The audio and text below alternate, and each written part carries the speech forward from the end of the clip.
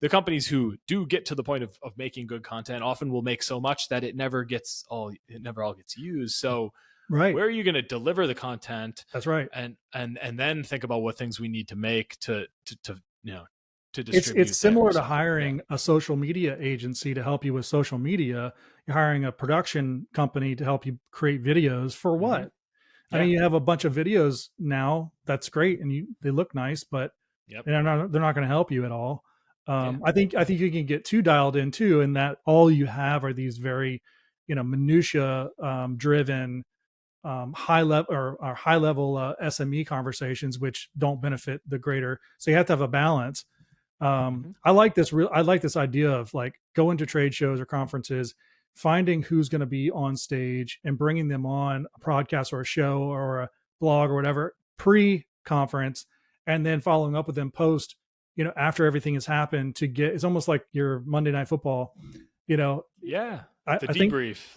I think those kind of things can be amazing because the organic kind of genuine conversations that you have, because there's an end game for what you're doing, but you're going to kind of let it play itself out.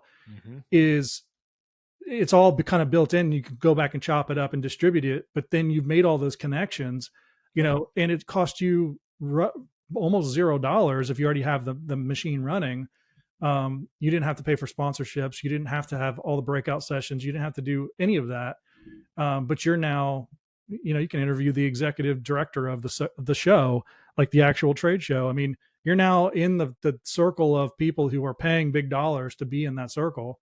De facto. Yeah. And a few other little things I'd add there that I think to build on it.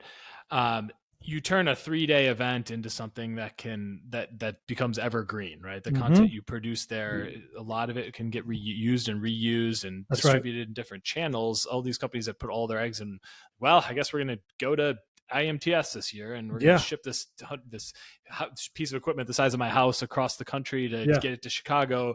You now have something you can take and repurpose after that. And then I think there's also something to be said for the cross-pollination of audiences when you're interviewing someone. Like, just use this as an example, right? You're interviewing me for your podcast, but I'm going to get these clips from you and I'm going to distribute them on my platform. And now, like, and so if you think about interviewing 25 prospects or customers at a trade show, and they'll share the content too. And if some of those companies are billion-dollar companies that have massive followings, so all of this stuff works together. It's such a no-brainer to me. I think once people get their mind around it, it starts to become like, how have we not always done this? Yeah, it's audience access is what it comes down to. Is like, how can we build lanes into reaching people more easily that we need to reach with the right message? And a lot of that can happen through building relationships and making content with people.